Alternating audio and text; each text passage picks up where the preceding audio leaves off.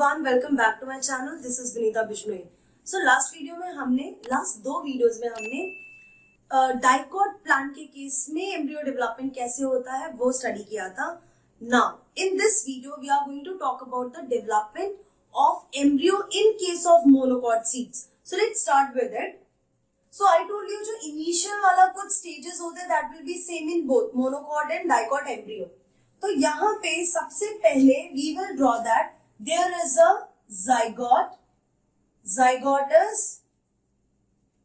diploid one cell. It is a single cell.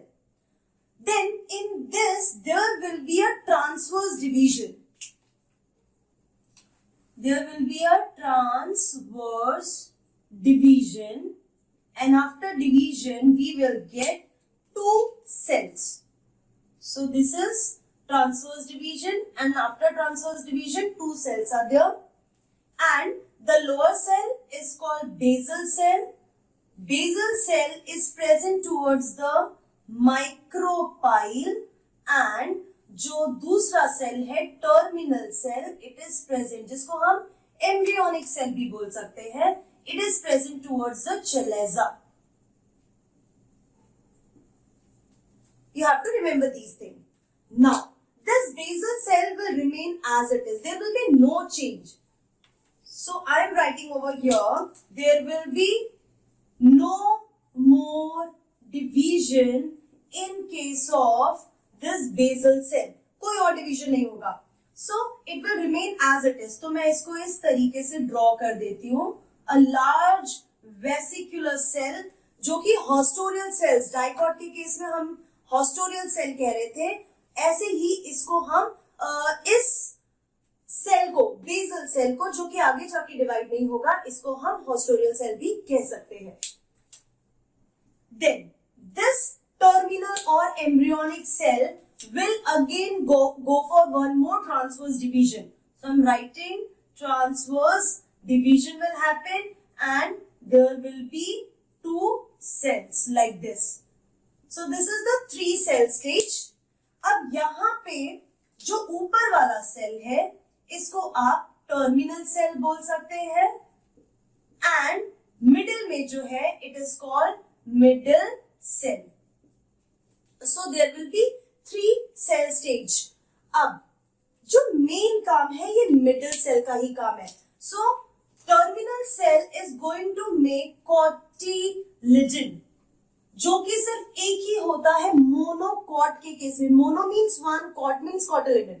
There will be just one cotyledon there in case of monocot seed, and this is developing from terminal cell, whereas all other part, plumule हो गया, then radicle हो गया, then epicotyl, hypocotyl, everything is going to develop from this middle cell. So अब इस middle cell को continuation में divide करना पड़ेगा.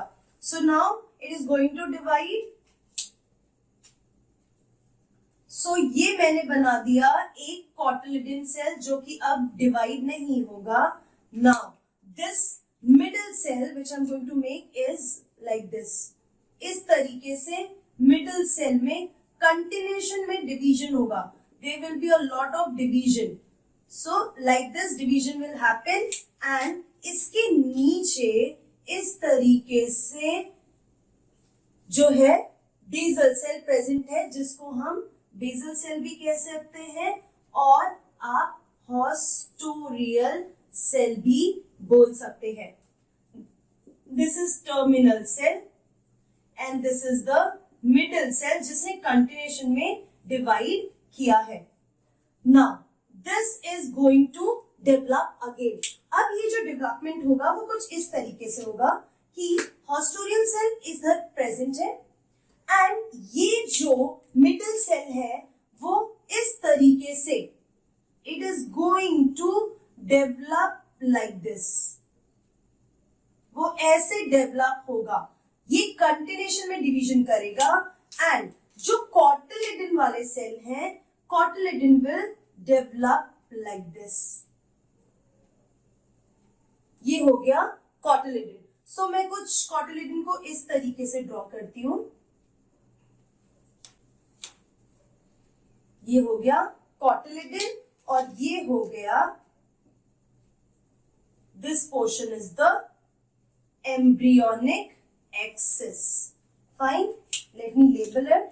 दिस इज कॉटिलिडन और मोनोकॉट के कॉटिलिडन को स्क्यूटेलम भी बोल सकते हैं. So remember that if you talk about scutellum you have to remember कि हम मोनोकॉट के कॉटिलिडन की बात कर रहे हैं.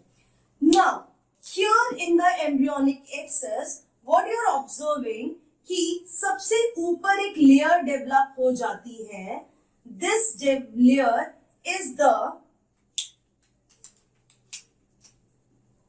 Coleoptile. Coleoptile is a sheath, is a layer upon the plumule. इस तरीके से ये वाला जो पोर्शन है that will give rise to plumule and plumule को कवर करता है coleoptile. In the same way, here you will find that radical part is present. This is radical and radical को जो कवर कर रहा है that part is the, इस वाले पार्ट को बोलेंगे कोलियोराइजा. इसके बाद you will find that here this portion going to give rise to epicotyle and this portion is going to give rise to hypocotyle. Likewise development is going to take place. So ये वाला जो portion है cotyledon है और cotyledon से connected ये embryonic axis है जो ग्रीन कलर का मैंने ड्रॉ किया है. एम्ब्रियोनिक एक्सिस के टर्मिनल पोर्शन पे you will find coleoptile is there which is covering the plumule region और प्लिम्यूल के नीचे एपिकोटाइल रीजन है, वेयर एज लोअर साइड में बेसल पार्ट में. And one more thing you are going to observe over here is hostorial cells are present here. So these hostorial cells again will push it towards the endodermis. So you have to remember like this. Now when we will see this structure in case of seed, तो seed में आप कैसे ये structure को देखते हैं? Suppose this is the monocot seed. monocot seed में आप देख रहे हैं कि ये वाला जो portion है ये एंडोस्पर्म है and this portion is the embryonic axis. Embryo वाला पोर्शन है और ये एंडोस्पर्म वाला पोर्शन है and this portion is present over here like this. This is present like this and ये जो कोलियोप्टाइल है वो ऐसे प्रेजेंट है. And here again this is the coleoptile. Sorry, ये जो ब्लैक कलर का मैंने ड्रॉ किया है this is the scutellum. So scutellum will be eight one side. This is the scutellum and ये हो गया coleoptile. This portion is the plumule. Plumule के बाद नीचे वाला टर्मिनल पोर्शन इज रेडिकल और रेडिकल को जो कवर करता है वो coleorhiza. And then you will find here that epicotyle portion is there and this is the hypocotyle portion. So this is how embryo is there in case of monocot seed. अब आपका सवाल ये होना चाहिए कि monocot seed में endosperm वाला portion nourishment देता है डेवलपिंग एम्ब्रियो को, तो कॉटिलिडन का क्या फंक्शन है? So its function is very clear. Cotyledon क्या करता है, जैसे ही एंडोस्पर्म जो है अपना फूड जो है जब ट्रांसफर करता है तो कॉटिलिडन के through cotyledon will take a food from the endosperm and वो एंडोस्पर्म से डेवलपिंग एम्ब्रियो को फूड ट्रांसफर करने वाला है. So this portion is the embryonic axis, this is the cotyledon and this is the monocot seed और ये वाला portion जो है वो एंडोस्पर्म वाला पोर्शन है. So this is how the development of embryo is going to take place in case of monocot seed. So never forget this. ये जो स्टेप मैंने आपको बताया इसमें मेजर फंक्शन 3 सेल्स का है और सबसे ज्यादा मिडल सेल का फंक्शन होता है. और again I am telling you ये जो सेल्स बन रहे हैं ये जो आउटर सेल्स होते हैं दोज आउटर सेल्स, तो ये सारे आउटर सेल्स जो है इस तरीके से these outer cells are dermatodermic. जेम्स जो कि आगे जाके एपिडर्मिस बनाते हैं। एंड ये जो है ये भी इस तरीके से, ये मैंने सिंगल सेल बनाया है, वो भी इस तरीके से डिवाइड होके वो ये कॉटिलिडन वाला portion, this forms this cotyledon portion after keep on increasing and dividing. So यहाँ पे ये इस तरीके से सेल्स होंगे। So I'm not drawing everything, you have to understand it. So this is all about development of monocot seeds. So see you in our next video where we will talk about the next step, next event, post fertilization event, that is seed formation. Till then, keep learning and be safe.